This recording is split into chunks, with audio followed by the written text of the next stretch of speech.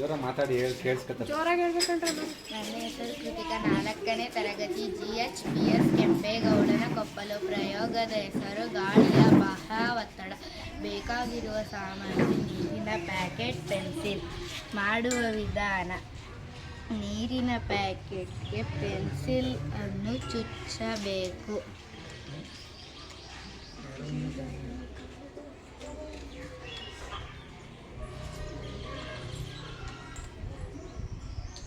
ಕಾರಣ: ಗಾಳಿಯ ಬಾಹ್ಯ ಒತ್ತಡದಿಂದ ನೀರು ಹೊರಬರುವುದಿಲ್ಲ.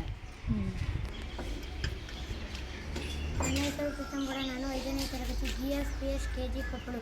ಪ್ರಯೋಗದ ಹೆಸರು ಹಿಗ್ಗುವ ಮತ್ತು ಹಿಗ್ಗದ ಬಲೂನ್. ಬೇಕಾಗಿರುವ ಸಾಮಗ್ರಿಗಳು: ಬಾಟಲ್ಗಳು.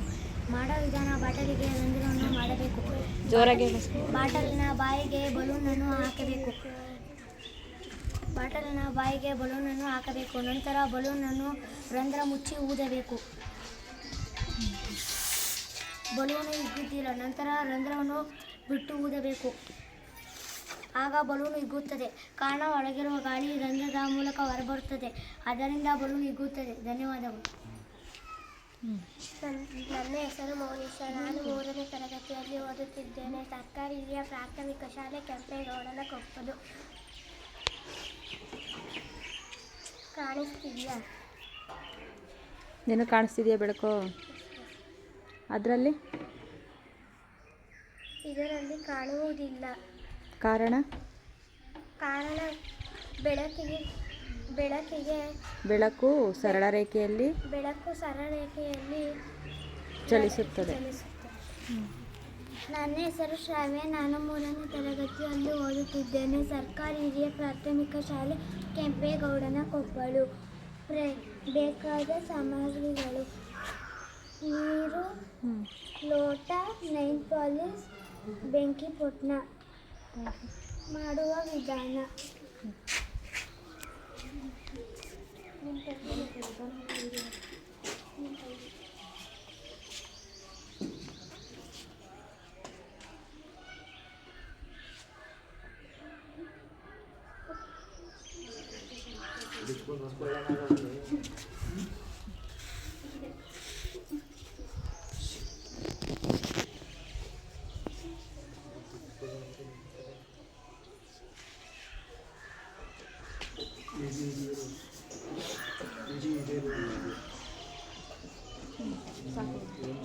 ನೀರಿಗೆ ನೈಲ್ ಪಾಲಿಶ್ ಅನ್ನು ಹಾಕಬೇಕು.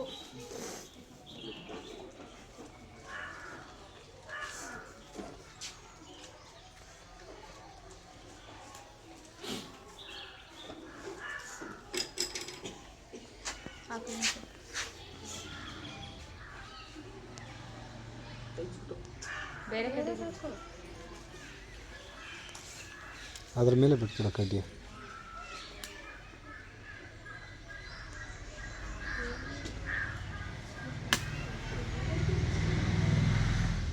ಬಿಡು, ಕಡ್ಡಿ ಬಿಟ್ಬಿಡು ಅದ್ರ ಮೇಲೆ. ಅಲ್ಲೇ ಬಿಡು. ಹಾಂ.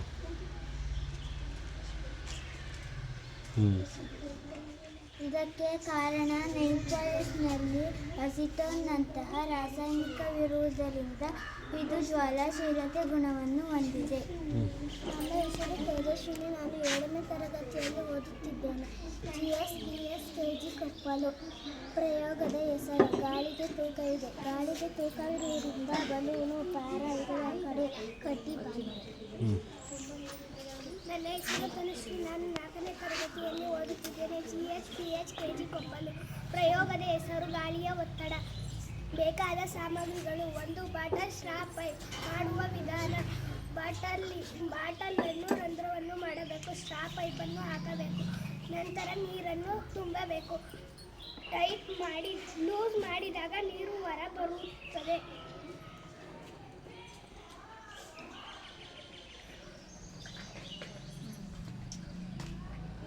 ಟೈಟ್ ಮಾಡಿದಾಗ ನೀರು ಹೊರ ಬರುವುದಿಲ್ಲ. ಕಾರಣ: ಗಾಳಿಯ ಒತ್ತಡ.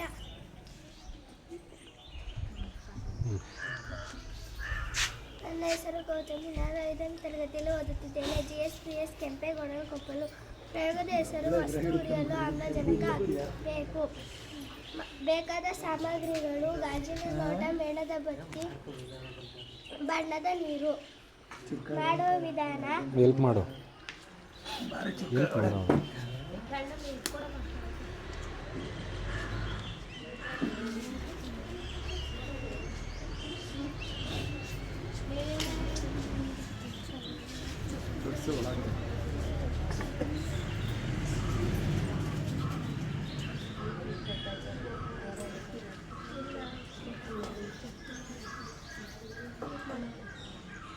ಬೇಗ ಗಾಳಿ ಬರ್ತಕ್ಕೆ ಆಗತ್ತೆ ಬೇಗ ಹಾಕ್ಬೇಕು ಬಣ್ಣದ ನೀರನ್ನು ಹಾಕಬೇಕು.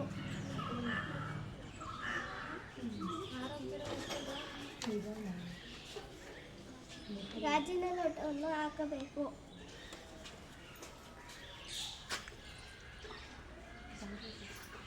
ದೊಡ್ಡ ಮೇಣದ ಬತ್ತಿಯು ಬೇಗ ಆರಿ ಹೋಗುತ್ತದೆ. ಚಿಕ್ಕ ಮೇಣದ ಬತ್ತಿಯು ಹೆಚ್ಚು ಉರಿಯುತ್ತದೆ. ಅದರಿಂದ ಚಿಕ್ಕ ಮೇಣದ ಬತ್ತಿಯು ಹೆಚ್ಚು ಉರಿಯುತ್ತದೆ. ಆಮ್ಲಜನಕ ಖಾಲಿಯಾದಾಗ ನೀರು ಮೇಲೆ ಬರುತ್ತದೆ. ಕಾರಣ ಆಮ್ಲಜನಕ ವಸ್ತು ಉರಿಯಲು ಆಮ್ಲಜನಕ ಅಗತ್ಯ. ಧನ್ಯವಾದಗಳು. ನನ್ನ ಹೆಸರು ಕಾವೇರಿ, ಸರ್ಕಾರಿ ಹಿರಿಯ ಪ್ರಾಥಮಿಕ ಶಾಲೆ ಕೆಂಪೇಗೌಡ ಕೊಪ್ಪಲು. ಪ್ರಯೋಗದ ಹೆಸರು ಆಮ್ಲಗಳು ಮತ್ತು ಪ್ರತ್ಯಾಮ್ಲಗಳು. ಬೇಕಾಗಿರುವ ಸಾಮಗ್ರಿಗಳು: ಹುಣಸೆ ರಸ, ನಿಂಬೆ ರಸ, ಅಡುಗೆ ಸೋಡಾ ಹಾಗೂ ಸೋಪಿನ ನೊರೆ. ಮಾಡುವ ವಿಧಾನ: ನೀಲಿ ಮತ್ತು ಕೆಂಪು ಲಿಟ್ಮಸ್ ಕಾಗದವನ್ನು ಎಲ್ಲ ದ್ರಾವಣಗಳಿಗೆ ಅದ್ದಿ. ಆಮ್ಲಗಳು ನೀಲಿ ಲಿಟ್ಮಸ್ ಅನ್ನು ಕೆಂಪು ಲಿಟ್ಮಸ್ಗೆ ಬದಲಾಯಿಸುತ್ತದೆ. ಪ್ರತ್ಯಾಮ್ಲಗಳು ಕೆಂಪು ಲಿಟ್ಮಸ್ ಅನ್ನು ನೀಲಿ ಲಿಟ್ಮಸ್ಗೆ ಬದಲಾಯಿಸುತ್ತದೆ. ಆಮ್ಲಗಳು ಹುಳಿ ಅಂಶವನ್ನು ಹೊಂದಿದೆ. ಉದಾಹರಣೆಗೆ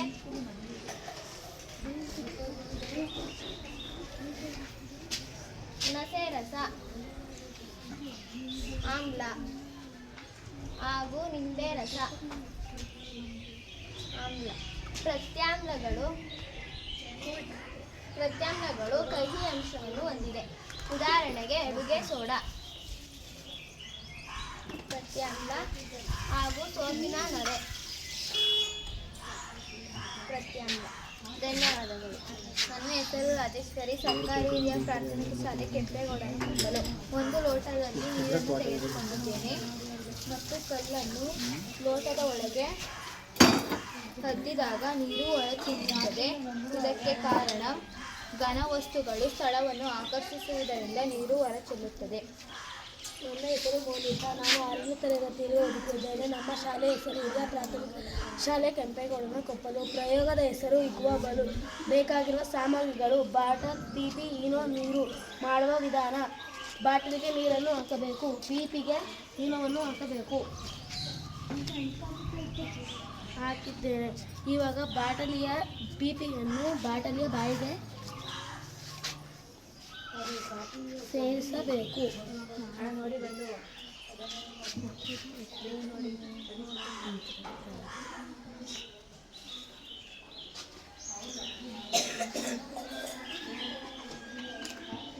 ಪೀಪಿಯನ್ನು ಬಾಟಲಿಯ ಬಾಯಿಗೆ ಸೇರಿಸಿದ್ದೇನೆ. ನಂತರ ಪೀಪಿಗೆ ಈನೋವನ್ನು ಪೀಪಿ ಹಿಗ್ಗಿತು. ಕಾರಣ ನೀರು ಮತ್ತು ಈನೋ ಮಿಶ್ರಣವಾಯಿತು. ಇಂಗಾಲ ಡೈಆಕ್ಸೈಡ್ ಉತ್ಪತ್ತಿಯಾಯಿತು. Very good. ನೆಕ್ಸ್ಟ್